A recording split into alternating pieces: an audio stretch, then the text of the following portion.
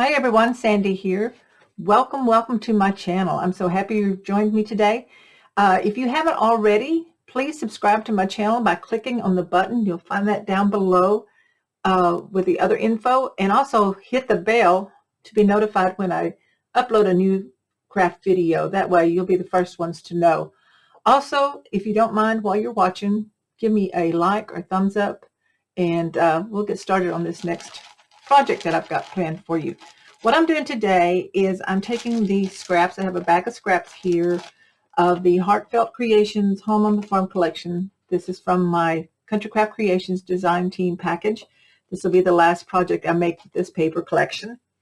And I thought I would go ahead and do a card, make some cards. I have 4 A2 card bases here that I've already folded up, and this is going to be a process video where I'll probably speed it up and show you. You can watch what I do. What I'm going to do is make some quilt backgrounds for these cards, and I'm going to cut these down into different sizes, like 1/2 inch, 3/4 inch, and so on.